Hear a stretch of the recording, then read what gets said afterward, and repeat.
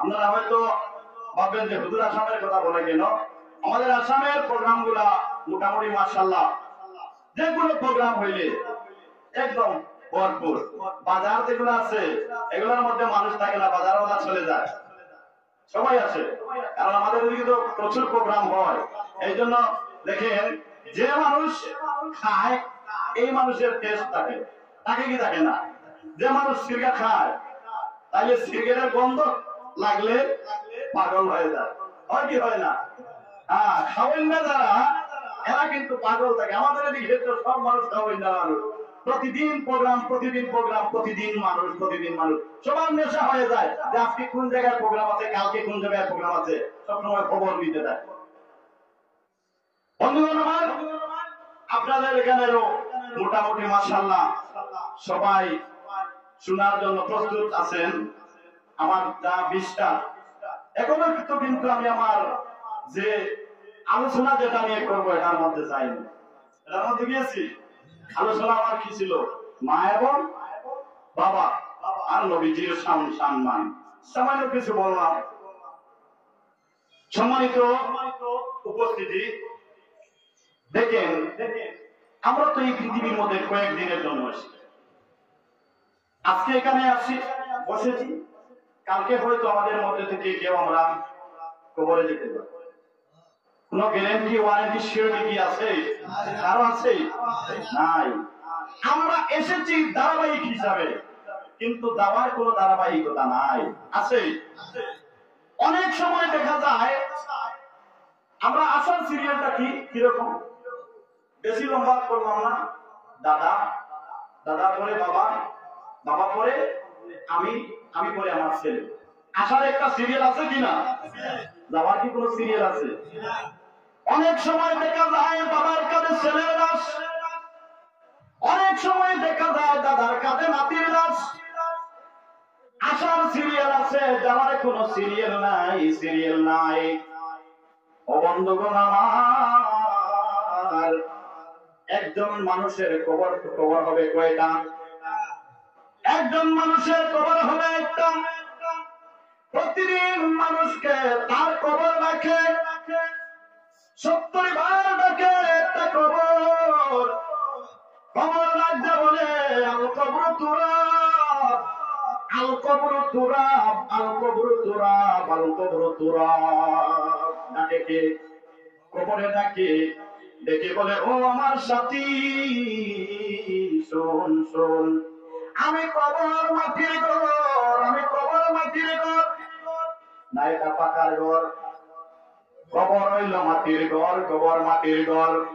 প্রতিদিন কবর ডাকে আল কবর গুরফা, আল কবর গুরফা, আল কবর গুরফা। কবর ডাক দেয়া বলে ও বান্দা, আমি হইলাম অন্ধকার ঘর, আমি অন্ধকার ঘর, আমি অন্ধকার ঘর। বান্দা আমার কাছে আয়, কিন্তু বান্দা তুই তোর আলো নিয়ে আয়। আল্লাহু আকবার। কি বলে? তুই আমার কাছে আয়, আমি অন্ধকার ঘর, মাটির ঘর, আমার কাছে তোর আলো নিয়ে আয়, আমার কাছে কোনো আলো নাই। কবরে কোনো বাতি আছে, কোনো লাইট আছে, কোনো মোবাইল দেওয়া হবে ফোন করার জন্য? কিছুই দেওয়া হবে না, কিছুই দেওয়া হবে না। ও বন্ধুগণ আমার, আমরা যে শুধু বাড়ি বাড়ি করি, গাড়ি গাড়ি করি, ছেলে ছেলে করি, মেয়ে করি, বিবি বিবি করি, কিন্তু ভাই যেই দিন আমার দুই চক্ষু বন্ধ হয়ে যাবে সেই দিন আমার ছেলে আমাকে ঘর থেকে বের করে দিবে, আমার স্ত্রী আমাকে ঘর থেকে বের করে দিবে, আমার মেয়ে আমাকে ঘর থেকে বের করে দিবে। আমার ছেলে বলবে ও গ্রামবাসীরা তোমরা কে কোথায় আছো, কে কোথায় আছো রে, আমার বাবাকে তাড়াতাড়ি দাফনের ব্যবস্থা করো। বলবে কি বলবে না? ও বন্ধুগণ আমার, আমার ছেলে যদি এইরকম কথা বলতে পারে, আমার মেয়ে যদি এরকম কথা বলতে পারে, আমার বিবি যদি এরকম কথা বলতে পারে, আমার আদরের ভাই যদি এরকম কথা বলতে পারে রে ভাই, তাহলে আমার সঙ্গের সাথে যদি কেউ থাকে না, নিদানের বেলায় যদি কেউ থাকে না, তাহলে এই দুনিয়া দিয়ে আমি কি করবো রে ভাই?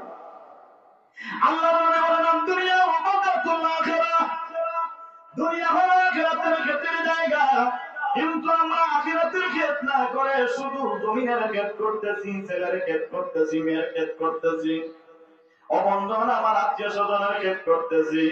এই জন্য একজন কবি এত সুন্দর করে একটা কবি লিখছেন, কবিটা বলবো, শুনতে রাজি আছেন? কবি বলেছেন, টাকা পয়সা বেশি যদি করতে পারো কামাই, শাশুড়ির কাছে ভালো তুমি জামাই, ঠিক কিনা? ওরে টাকা পয়সা কামাই করে শুধু দিয়ে যায়, শালের কাছে তুমি ভালো দুলাভাই। টাকা পয়সা কামাই করে শুধু দিবে ঢেলে, পিতা মাতার কাছে তুমি খুবই ভালো ছেলে, ঠিক কিনা? ওরে টাকা পয়সা কামাই করে দিবেন গহনাটা দামি, নিজের বউয়ের কাছে তুমি খুবই ভালো স্বামী, ঠিক কিনা? ওরে টাকা পয়সা দিবে শুধু হিসাব নিকাশ নাই, ভাই বোনের কাছে তুমি খুবই ভালো ভাই। টাকা পয়সা দিবে শুধু, নেই তো কোনো চাপ, ছেলে মেয়ের কাছে তুমি খুবই ভালো ভাই, ঠিক কিনা? ওরে টাকা পয়সা কামাই করে দিবে নতুন জামা, বাগনা বাগনের কাছে তুমি খুবই ভালো মামা, ঠিক কিনা? ওরে টাকা পয়সা দিবে শুধু হিসাব নাই এক বিন্দু, সমবয়সীর কাছে তুমি খুবই ভালো বন্ধু, ঠিক কিনা? আমার কবি বলেন, টাকা ধরো টাকা কামাই করো, টাকার মূল্য বুঝে সবাই যখন হইছো বড়। ওরে টাকা পয়সা দিতে পারলে সবার কাছে ভালো, না দিতে পারলে সুন্দর মুখটা দেখবে তুমি কালো, ঠিক কিনা? আমার এই দুনিয়াটা হলো একটা রঙ্গমঞ্চ। এই দুনিয়ার মধ্যে শুধু উল্লাসের মধ্যে তুমি যদি থাকো, করতে পারবা, কেউ বাধা দিবে না। কিন্তু যেদিন প্রস্তুত হয়ে যাইবা, দম বন্ধ হয়ে যাইব, এই দিন তোমার আপন বলতে আর কাউকে পাইবা না, ঠিক না? ও বন্ধু আমার, দুনিয়াদারিও করতে হবে, কিন্তু আমাদের লক্ষ্য থাকতে হবে, আহারে আমি তো এই জমিনের জন্য সামান্য দিনের জন্য এসেছি, আমার যে চিরস্থায়ী যে গোলটা হবে, এই গোলটার জন্য যদি আমি কিছু নিয়ে যেতে পারি, তাহলে আমার সেটা হবে আমার পরকাল, সেই জায়গায় আমি হইব সফল। জুড়ে জুড়ে বলেন না কথাটা, ঠিক কিনা? তাইলে বন্ধুগণ, আমরা যে এত দুনিয়া করি, একটা বার আমাদের মনের মধ্যে আসে না যে আমি আজকে আছি, কালকে হয়তো না পাচ্ছি। বন্ধুগণ আমার, আমরা এই যে নবী পেলাম, এই নবী পেয়ে আমরা খুশি না বেজার? আমরা খুশি, দামি নবী। আরো দুইজন মহিলা বলেন, একজন হলেন হযরতে ঈসা আলাইহিস সালাতু ওয়াস সালামের মা মরিয়ম, বলেন সুবহানাল্লাহ। দিনের জন্য অনেক কষ্ট করেছেন।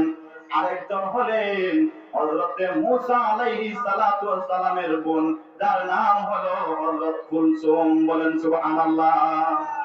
এই তিনজনকে দিয়ে আল্লাহর নবীর সঙ্গে বিবাহ হবে, বলেন আল্লাহু আকবার। সম্মানিত উপস্থিতি, এত দামি নবীর উম্মত, আমরা এত দামি নবীর উম্মত, কিন্তু আমরা তো বুঝি, আমরা কি বুঝি? আমরা বুঝি না। আমরা তো এসেছি দুনিয়ার মধ্যে, যা পাই হাতের মধ্যে হাত খরচ করে নেই, পরকালের জন্য কিছু রেখে যায়, এটা আমরা করি না। বন্ধুরা আমার, আমরা যে ইসলাম পেয়েছি, এটা রেডিমেড ইসলাম, ঠিক কিনা? এটা হলো রেডিমেড ইসলাম। যদি আমরা কষ্ট করে যদি ঈমান পেতাম, মুসলমান হইতাম, তাহলে এই ঈমানের আমরা দাম দিতে